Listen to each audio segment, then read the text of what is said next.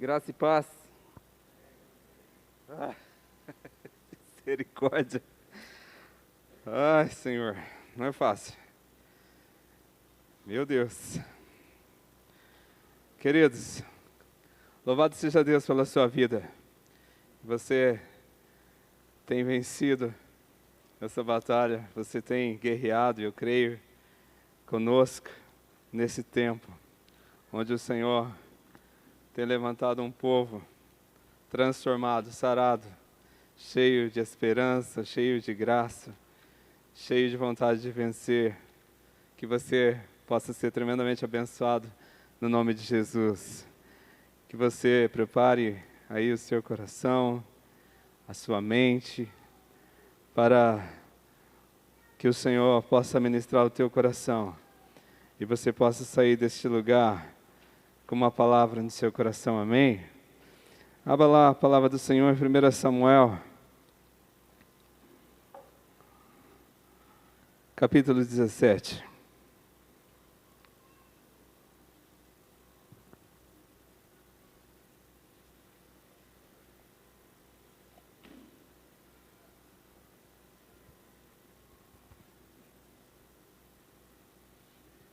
Vamos lá? Vamos ler a palavra?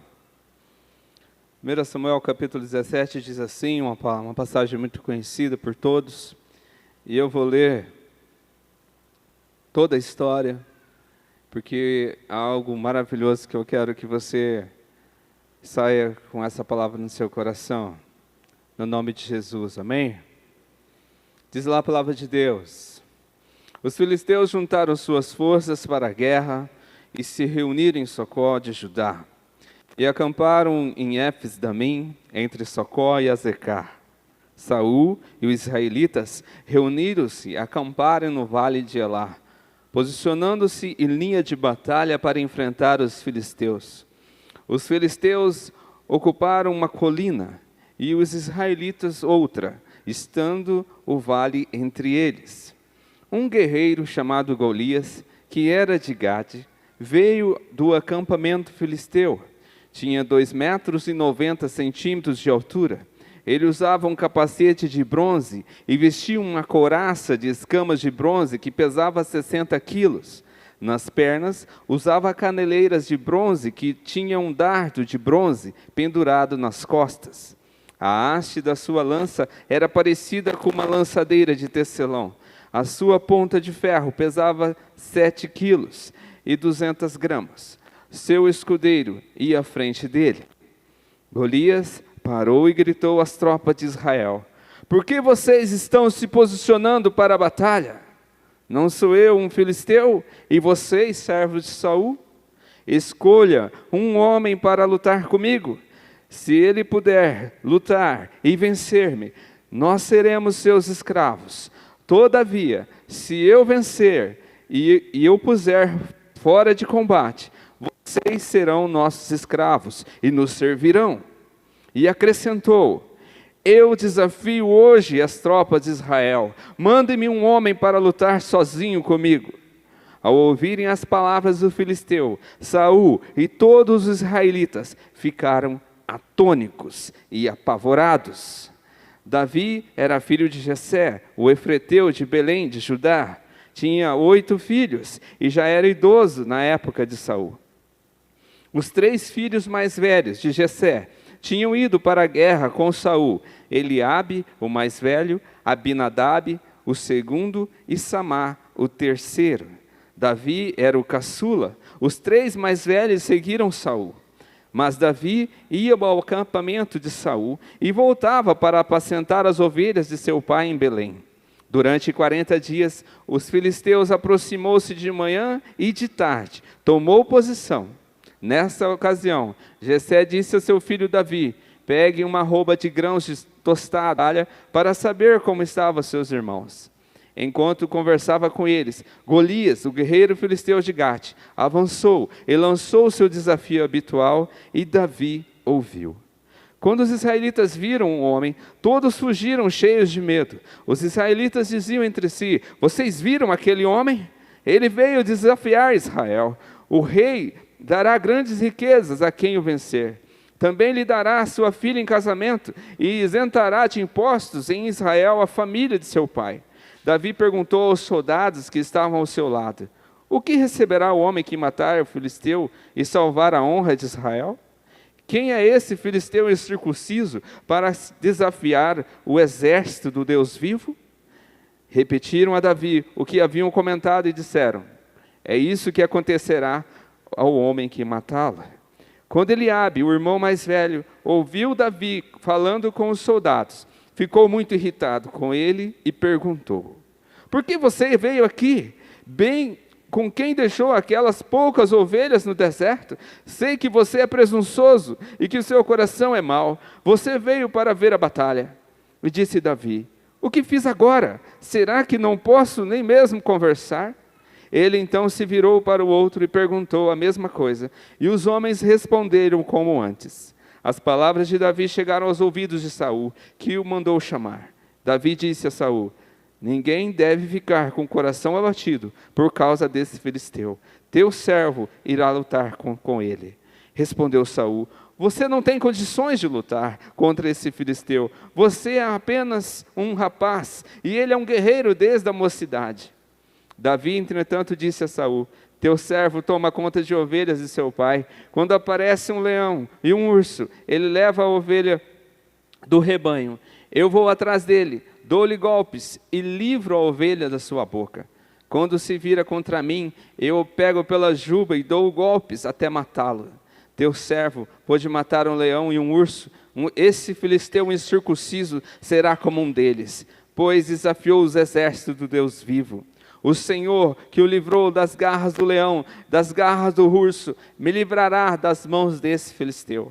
Diante disso, Saul disse a Davi: vá, e que o Senhor esteja com você. Saul vestiu Davi com a própria túnica, colocou-lhe uma armadura, lhe pôs um capacete de bronze na cabeça. Davi prendeu sua espada sobre a túnica e tentou andar, pois não estava acostumado com aquilo, e disse a Saul: não consigo andar com isto, pois não estou acostumado. Então tirou tudo aquilo e em seguida pegou o seu cajado, escolheu no riacho 5 pedras lisas, colocou-os na bolsa, isto é, no seu alforje de pastor, e com a sua tiradeira na mão, aproximou-se do filisteu.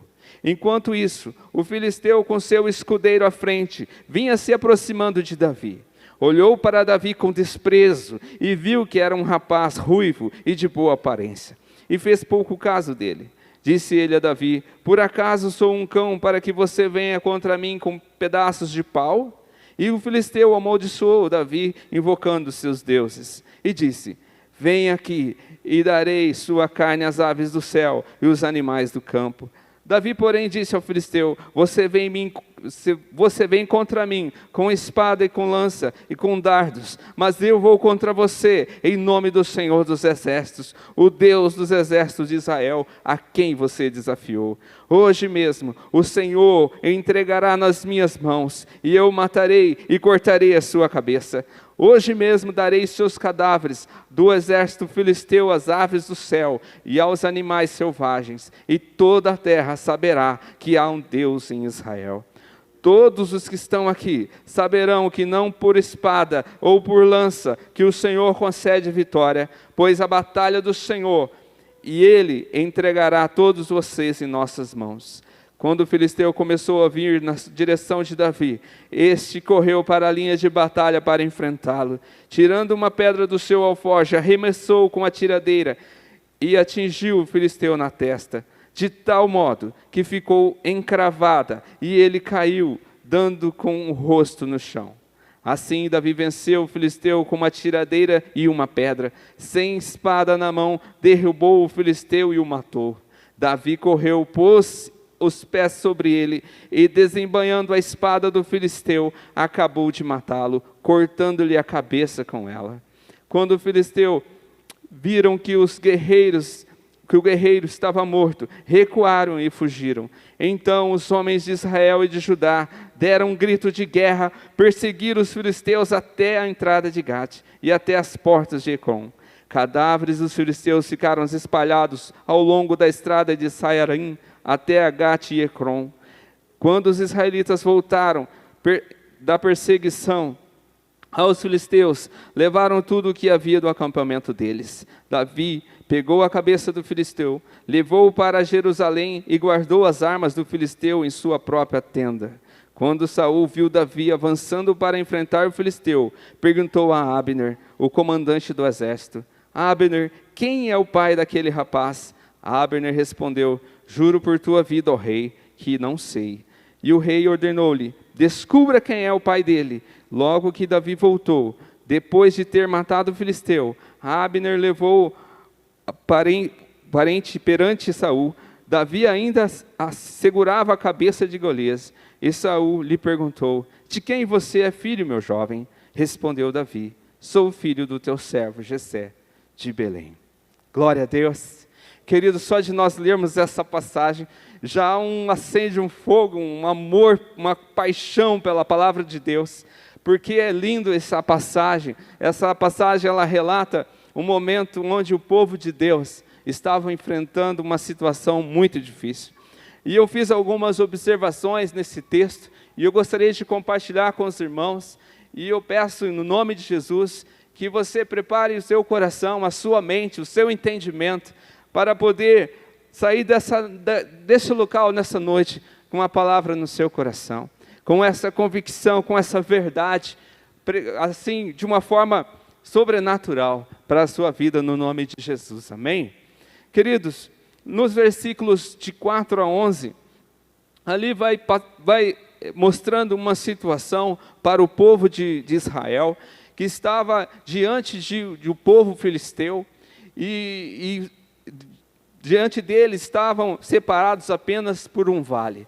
De frente da batalha, ali uma palavra que chama muita atenção, é ali no versículo 11, quando diz assim que, vou ler aqui rapidinho para os irmãos, versículo 11, Jesus, aqui.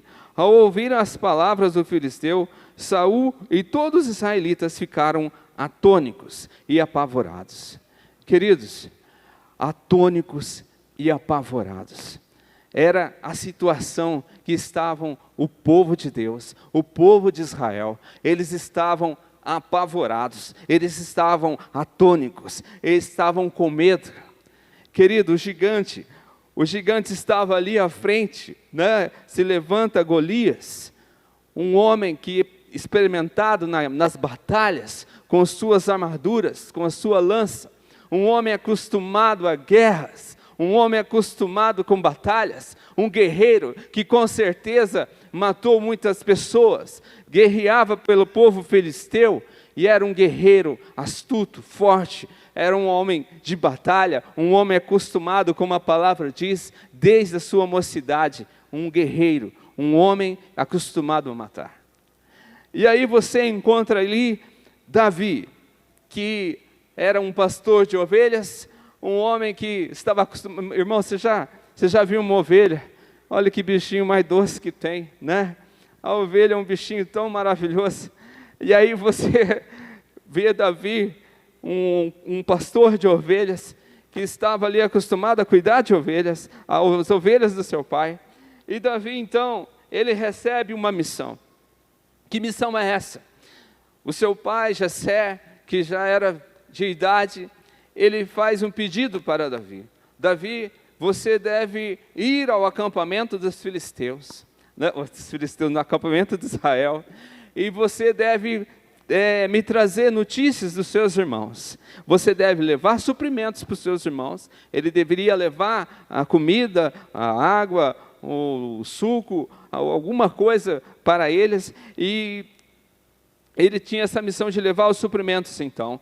E o pai dele disse ali, dos versículos 17 ao 23, você vai ver isso, que ele deveria também levar 10 queijos para o comandante da unidade deles.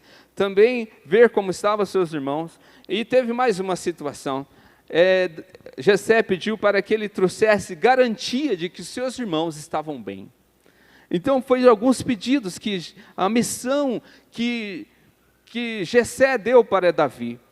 E Davi, parece simples que ele devia fazer, não é? E era simples, ele só devia ir lá no acampamento do povo de Deus, no povo de Israel, e simplesmente levar mantimentos para os seus irmãos. Só que não era tão simples assim, né?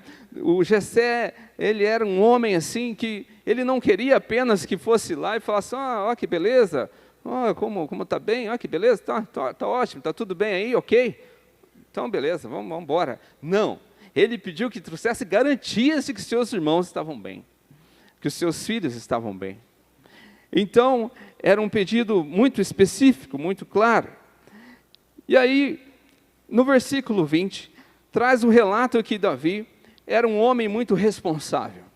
Ele, ali no versículo 20, ele tinha esse cuidado com as ovelhas de seu pai, e ao sair, ele deixa um pastor de ovelhas para cuidar das ovelhas de seu pai. Então aí você vê, às vezes, quando você começa a ler a biografia de Davi, Davi foi um homem que errou, que falhou com a criação dos filhos, ele cometeu um pecado terrível e pagou muito caro por isso. Mas quando você começa a buscar a história de Davi, você vê que ele é um homem incrível, um homem de Deus, um homem que se arrependia aos pés do Senhor. E é por isso que eu creio que, sem sombra de dúvidas, que Deus o considera um homem segundo o seu coração. Então, Davi é um homem muito responsável, ele deixa um responsável para cuidar das ovelhas que o seu pai tinha. A partir do versículo 23, acontece uma situação onde o próprio Davi estava presente. Ao levar os suprimentos para os seus irmãos, ele escuta o gigante Golias, que já estava acostumado a chegar diante do povo de Deus, ao povo de Israel, e dizer, era mais ou menos assim: escuta, tem homem aí? Tem algum entre vocês aí que pode me enfrentar?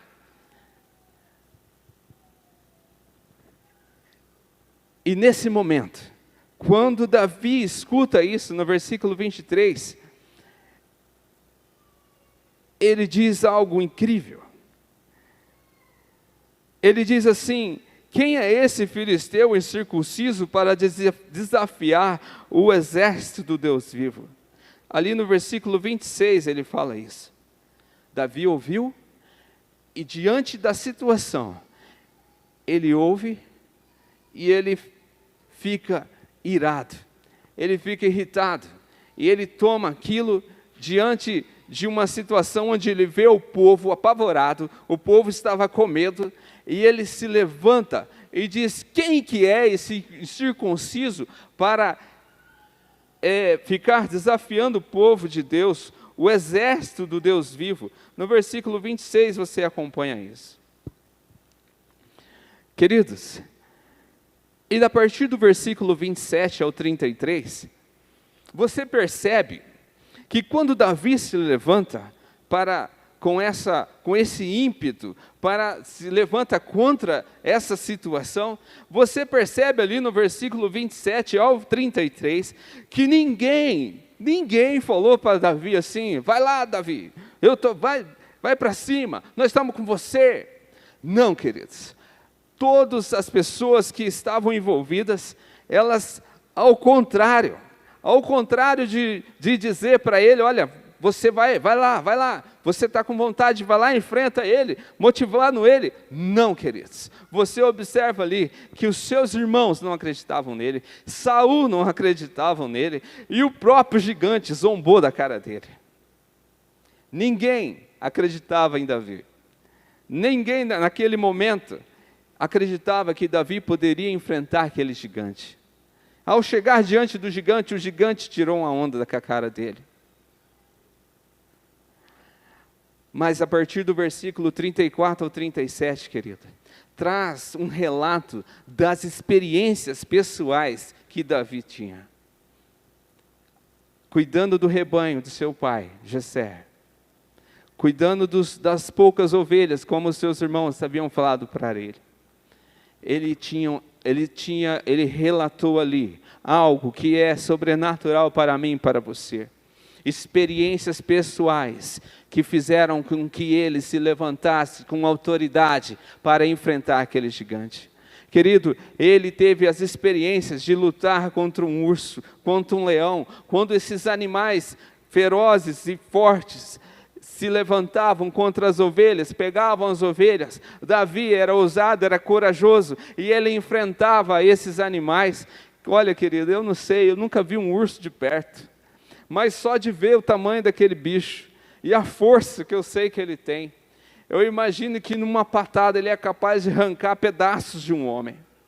Um leão, então, meu Deus, eu nem imagino o que é enfrentar um leão. Queridos, nós já ficamos apavorados só de ver o bicho na televisão. Talvez você já teve a honra de ir num zoológico e ver o bicho pessoalmente. Eu nunca tive essa experiência, mas, querido, só de ver o animal na TV, você já vê a imponência, a força que aquele animal tem. Então, Davi, ele tem ali, no partir do versículo 34 ao 37, diz da experiência de Davi. E, querido, aqui eu gostaria de me atentar, que você se atentasse um pouco a isso.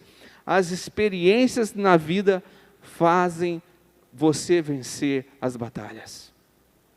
Queridos, é muito importante que você aproveite, que se lembre das experiências que você já teve. Quantos de vocês já teve experiências horríveis, experiências terríveis, e jamais quer passar por aquela experiência novamente? Eu creio que cada um de nós aqui já passou por experiências horríveis, experiências terríveis, que jamais quer passar novamente. Vemos aqui o testemunho dessa irmã, que passou por tantas lutas e tantas dificuldades. Você pode ter certeza, que se você chegar nela agora e falar, olha, você gostaria de passar pelo que você passou? Você gostaria de passar por essas experiências novamente? Eu tenho certeza no meu coração, que ela vai falar, não, querido, eu não quero mais esse tipo de experiência na minha vida. Experiências que você jamais vai querer ter. Mas, querido, há experiências que foi boa para você, experiências que faz com que você enfrente situações hoje e tire de letra. Quantos de nós aqui, a maioria de nós, a maioria tem pelo menos 1 ano de convertido, 2 anos, 3 anos, 4 anos, 5 anos, 10, 15, 20, 30 anos. Pessoas aqui que já estão experimentadas com o Evangelho. Talvez algum tenha poucos meses. Eu estou falando isso porque eu sei de um aqui que deve ter uns 5 meses de conversão, tá? Talvez você tenha menos até, mas eu quero dizer uma coisa para você. As experiências fazem com que você se torne cada dia mais uma pessoa melhor. Ou você aproveita as experiências que você tem para poder crescer, ou você vai continuar pastando a vida inteira, cometendo os mesmos erros que você já cometeu lá atrás. Quantas pessoas são assim? Já enfrentaram tantas situações, já teve tantas experiências, e poderia estar em outro patamar, mas por que não aprendeu com aquilo? Por que não entendeu a experiência que teve? Comete os mesmos erros. Querido, começou a falhar aqui, viu? Eu não sei o que está acontecendo. Mas, querido, acho que acabou mesmo. Queridos, as experiências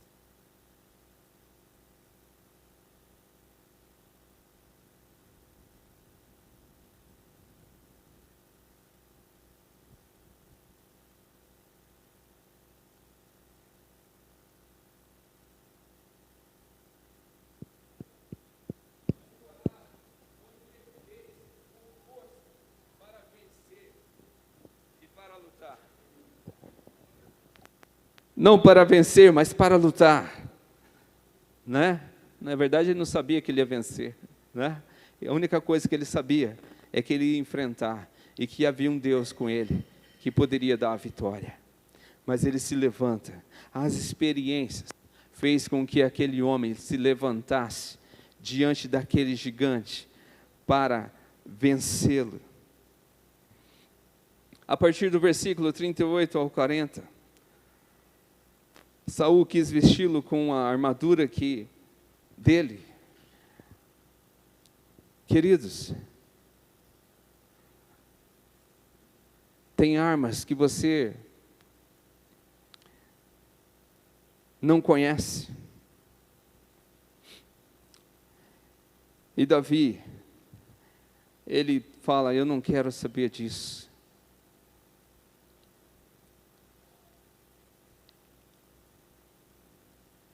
Na parte B do versículo 40, ele diz assim, lá você vê o relato, ele abandona todas aquelas vestimentas que tentaram pôr nele, e ele pegou as 5 pedras lisas, pegou a sua tiradeira, posicionou-se em linha de frente, de batalha contra o gigante, e o gigante zombando da cara dele. E ele diz uma coisa que é muito importante. No versículo 45 diz assim: você vem contra mim com espada, com lança e com dardos, mas eu vou contra você em nome do Senhor dos Exércitos.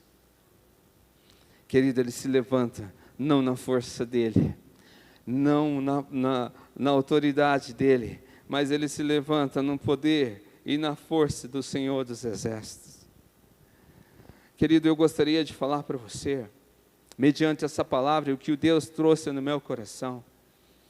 Nós estamos enfrentando um gigante que se levantou no mundo e na nação e nos países, chamado coronavírus, chamado Covid-19. Esse gigante está afrontando as nações. Querido, quantas pessoas morreram? Quantas pessoas estão sofrendo? Quantas pessoas estão apavoradas com esse gigante? Pessoas que estão amedrontadas. E eu falei hoje de manhã a respeito do medo, e é uma arma que o inimigo vai usar até o fim. O medo. E o medo, ele causa pânico. Quando uma pessoa está com medo, apavorada, ela trava. Tem relatos de pessoas que não conseguem se mexer. Ela fica apavorada, ela fica estagnada. O cérebro parece que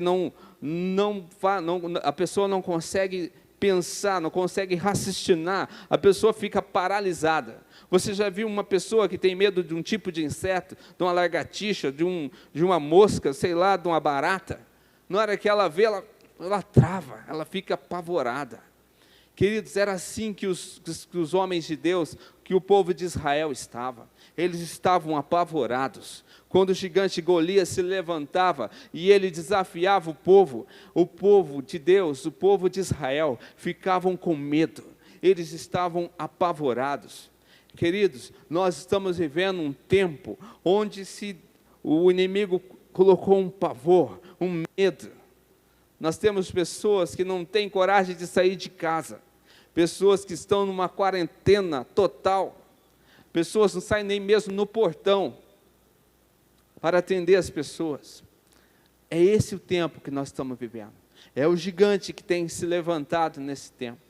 E claro, querido, é claro que assim como no tempo de Noé, havia um povo que não estava nem aí para nada. E existe esse povo no nosso meio. Existe esse povo nesses dias. Pessoas que não estão dando a mínima para nada. Não dá a mínima para Deus. Não dá a mínima para o coronavírus. Não dá a mínima para o trabalho. Não dá a mínima para nada. Não está nem aí. A palavra diz que vão se casando, vão levando aí. Já viu aquela música do Zeca Pagodinho, Deixa a Vida Me Levar? É assim que o povo está.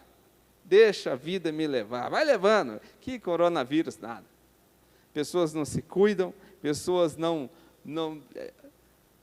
É uma situação horrível que nós estamos vivendo nesse tempo. Uma bagunça. O inimigo lançou uma situação, por permissão de Deus, claro. E o povo está perdido, o povo está apavorado. E eu gostaria de falar para você que, infelizmente, até o povo de Deus está com medo. Tem muitas pessoas apavoradas, muitas pessoas que estão com medo de toda essa situação. E eu gostaria de falar para você que você se levante com coragem para enfrentar os gigantes. Porque esse vírus, ele não é tão letal como outros vírus que talvez possa vir. Vai haver vírus mais terríveis, assim como o nosso pastor compartilhou aqui, que haverá, talvez, se por acaso lançar um vírus mais terrível, pior do que esse, talvez nós vamos ter que usar máscara até dentro de casa, com os nossos filhos, com as nossas esposas. Olha só que terrível. Meu Deus, quem diria para você que nós olharíamos de 2019 para 2020 e veríamos pessoas, nós nos cultos com máscaras. Terrível, né? Talvez você está aí, não consegue nem respirar. Meu Deus, é horrível. Trabalho o dia inteiro com isso. É muito ruim. O nariz coça. Dá uma fobia. Tem hora que falta até o ar. Tem hora que você fala, meu Deus, que coisa é essa? Mas, querido, ainda é o princípio das dores. A coisa vai ficar estreita. Quando os discípulos perguntam para Jesus como que vai ser o fim dos tempos, se você ler lá, você vai observar que Jesus, ele não disse que seria fácil. A coisa vai arrochar, a coisa vai ficar séria. Há muito tempo, a igreja pensava nesse tempo, como quando acontecesse essas coisas, a igreja estaria arrebatada, o povo estaria lá. Mas eu vou falar uma coisa para você, lá quando Jesus disse que haveria essas situações, ele não estava falando que você não estaria aqui.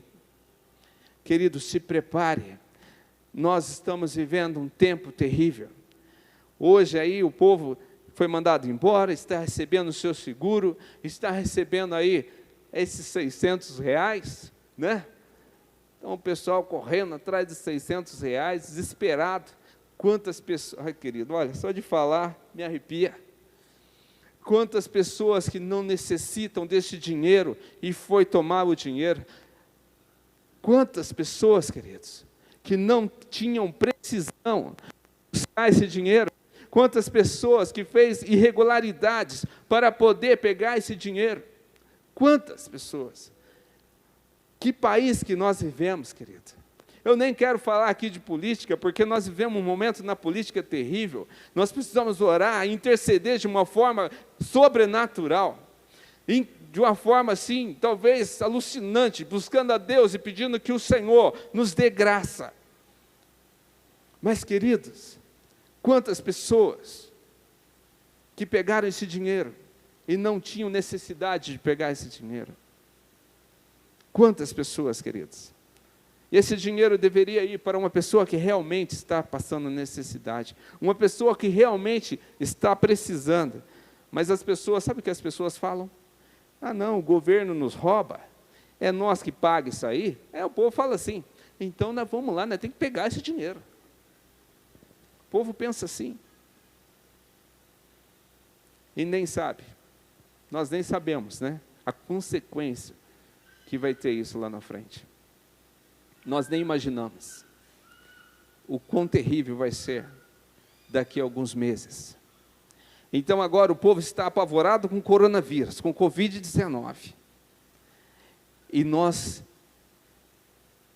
você nem imagina o que vai ser talvez daqui 3, 4 meses. A situação terrível que pode se levantar. Nós precisamos clamar, nós precisamos orar. Mas eu gostaria que você, nessa noite, meditasse em algo que Deus falou comigo, que o Senhor falou comigo através dessa palavra. Eu gostaria de falar para você da missão que foi dada para Davi. Davi, ele deveria ir ao acampamento e levar suprimentos para os seus irmãos. Ele deveria trazer notícias dos seus irmãos. E eu gostaria de falar para você, nessa noite, o que nós precisamos levar. Talvez nós vamos levar suprimentos também. Mas os suprimentos que os nossos irmãos precisam, o alimento que eles precisam é a palavra de Deus. É a palavra do Senhor. Que você possa ser incumbido, encarregado, assim como o pai de Davi deu essa missão para o seu filho. Jessé deu para Davi a missão de levar suprimentos, de levar alimento para os seus irmãos, que você se sinta desafiado a levar a palavra de Deus para as pessoas se alimentar da verdade, se alimentar da palavra, se alimentar do alimento vivo, que pode transformar vidas, que pode sarar, que pode transformar situações. Deus falou isso para mim, Deus tem falado isso ao meu coração. Querido, não é tempo de você ficar correndo atrás de outras coisas. Eu diria para você que nós estamos vivendo um momento tão ímpar,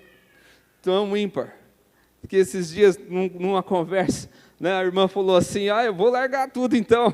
Eu falei, não, irmã, não larga não. Vamos, mulher, não, eu tenho que trabalhar na obra. Eu falei, glória a Deus, irmã, mas continue estudando. É tempo de nós continuarmos fazendo as nossas coisas, sim. Mas eu vou falar uma coisa para você, não deixe de falar dessas verdades, não deixe de falar desse amor, não desista de falar a verdade para as pessoas. A verdade é a palavra de Deus, e os seus familiares precisam ouvir isso. Você precisa encorajá-lo a enfrentar os gigantes que vai se levantar. A palavra de Deus diz que o inimigo ele é astuto, e eu vou falar uma coisa para você, ele é astuto mesmo. Você pode ter certeza que eu e você, talvez nunca imaginássemos que o inimigo poderia lançar algo tão terrível. É por permissão de Deus, sim, lógico que é, mas querido, imagina você que nós ficamos vários cultos sem ter nossos cultos assim presencial. Eu estou dando glória a Deus que nós estamos aqui, mas nós estamos ali naquele culto online, onde a maioria não baixou aquele negócio para poder ter o culto. Mas querido, imagina o que está sendo preparado, e a palavra de Deus diz que até os escolhidos serão enganados, e nós estamos vivendo um tempo de apostasia, e eu gostaria de falar para você, que eu fui buscar o significado dessa palavra, e essa palavra diz, renúncia de uma religião ou crença, abandono de fé, especialmente da vida cristã, renegação, ato de renunciar partido, doutrina, teoria, quebra de votos, abandono da vida religiosa ou sacerdotal, sem autorização do seu superior, rejeitar a Deus, afastar-se do caminho do Senhor. Isso é apostasia. E eu vou falar uma coisa para você, e é triste nós vermos. Nós estamos vendo isso nos nossos dias. Nós já vimos vendo isso ao decorrer do tempo, porque quando você lê em 1 Timóteo capítulo 4, versículo 1, diz da apostasia da fé, onde as pessoas, onde os cristãos, onde eu e você daríamos ouvidos a espíritos enganadores, falsos profetas. Queridos, está assim, cheio de falsos profetas, enganadores, que têm trazido verdades que não são verdades, que têm trazido medo para as pessoas estão amedrontadas, estão assustadas, estão apavoradas, estão vendendo coisas totalmente erradas na mídia, e muitos cristãos estão se perdendo. E a palavra de Deus é clara, e diz que até os escolhidos serão enganados.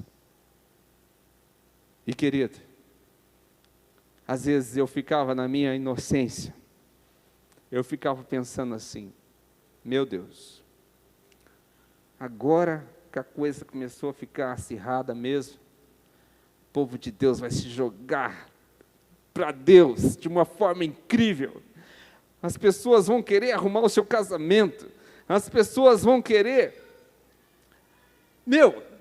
na pegada, meu Deus, Jesus está voltando, os sinais da sua vinda estão se mostrando a cada dia, a cada vez. Eu ficava imaginando as pessoas brigando aí para entrar no culto, porque não pode, né? Porque a gente precisa do distanciamento. Eu fiquei imaginando algo assim, na minha inocência. Mas, querido, é assustador.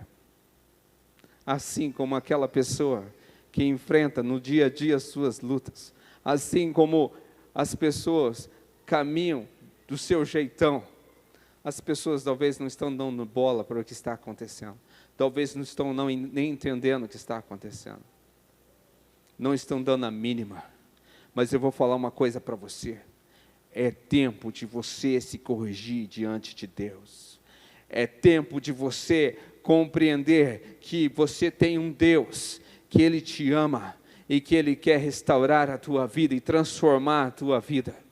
É tempo de você não se deixar ser enganado pelo diabo, ser enganado pelas vozes que ficam trazendo coisas na sua mente, no seu coração, no seu entendimento. É tempo de você buscar a face de Deus como nunca. Porque a palavra de Deus diz, queridos, que os dias são maus. Nós vamos viver dias maus aqui na terra. É tempo de eu e você se levantar na autoridade que há no nome de Jesus. E enquanto a gente pode ainda falar do Evangelho, falar da palavra de Deus, que você abra a tua boca em favor do mudo, em favor das pessoas que estão precisando de uma palavra, de um abraço, precisa da palavra de Deus. A verdade é essa. Não tem outra coisa que pode dar melhor resultado. Não tem outra coisa que pode solucionar as situações. Querido,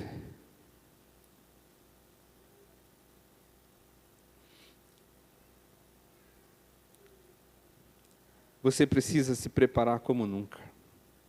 O tempo que nós estamos vivendo é um tempo tão precioso.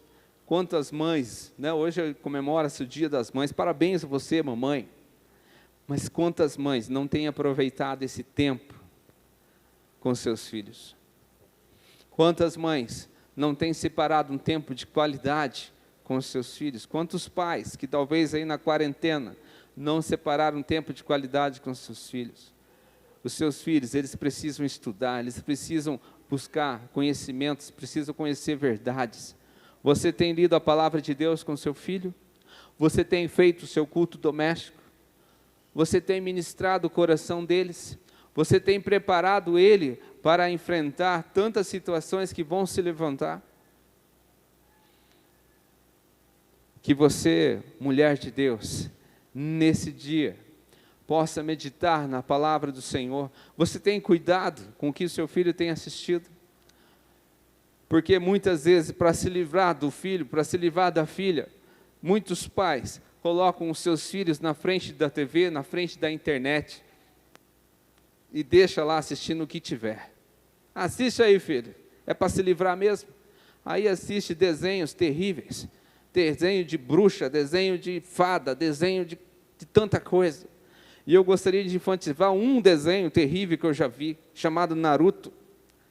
É um desenho bacana, de luta. Mas, querido, quando um guerreiro se levanta contra o outro, há invocação de demônios. O guerreiro levanta um demônio para enfrentar o outro guerreiro, para matar o outro guerreiro. E aí seu filho está lá, achando mó massa, mó legal. Aí ele assiste um episódio, assiste outro episódio, um mais terrível que o outro, um mais mal que o outro. Você tem ensinado o seu filho a selecionar o que ele deve assistir? Eu vou falar para você, eu tenho 2 filhos, um de 6 e um de 10. E às vezes eu nem preciso, eu e minha esposa, graças a Deus, a gente tem ensinado eles. Quando nós vemos uma cena no filme, no desenho, que a gente deixou eles assistir, porque a gente fica de olho, a gente dá uma olhadinha assim, ó. Ô, fulano, o que está passando aí?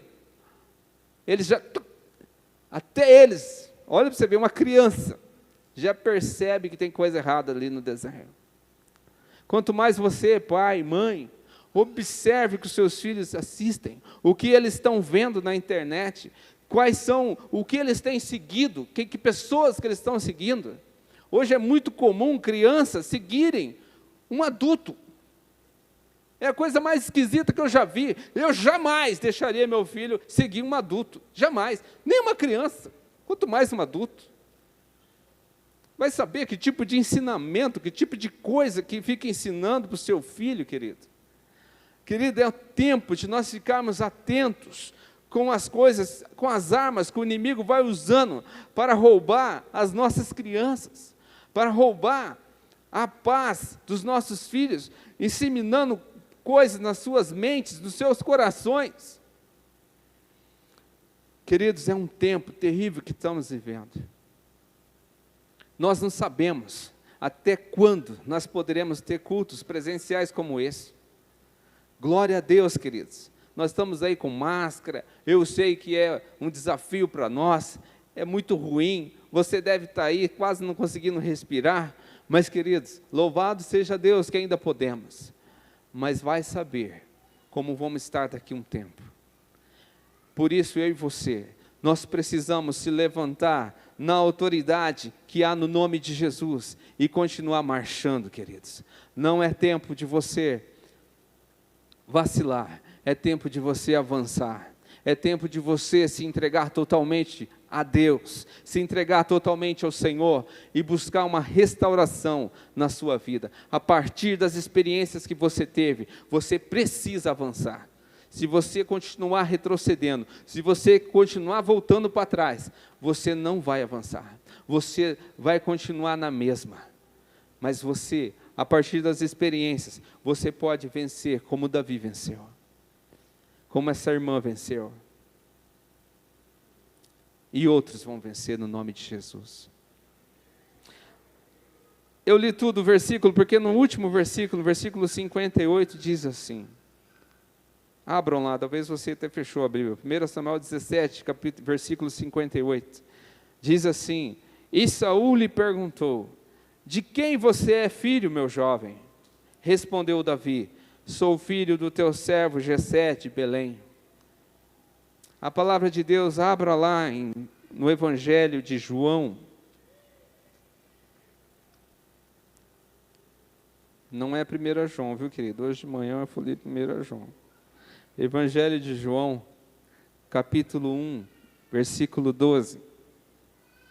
Diz assim a palavra de Deus: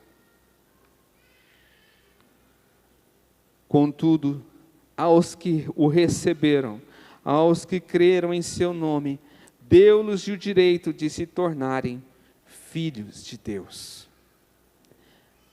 Sabe de quem você é filho? Você é filho de Deus.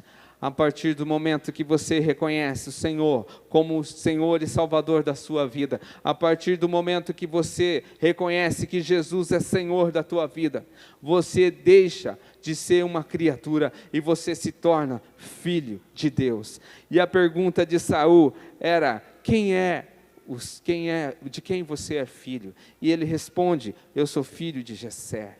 Talvez você tenha um pai natural. Muitos talvez perderam um pai. Eu, louvado seja Deus, ainda tenho meu papai. Mas talvez você nunca teve um pai. Talvez você teve um pai que não foi pai, que falhou com você, que errou na educação que ele deu para você. Quantos pais erram? Querido, não busque não errar. Tem muitas pessoas que estão nas ruas hoje, tem muitas pessoas que se envolveram com drogas, tem muitas pessoas que se envolveram com álcool, com a bebida, porque o pai, a mãe, errou no ensinamento para os filhos, falharam na missão. Que você não falhe na missão com seus filhos, que você procure ensiná-los, que você procure abraçá-los, porque eu vou falar uma coisa para você: se você não abraça seu filho, o traficante abraça. Se você não abraça teu filho, o álcool abraça. Querido, invista no seu filho. Você é filho de Deus. Você é escolhido do Senhor. À medida que você se entrega para o Senhor, Ele transforma a tua vida. Assim como tem transformado a minha, assim como tem transformado a vida de muitos irmãos aqui, assim como vai transformar as nossas vidas. Esse Jesus, Ele transforma vidas.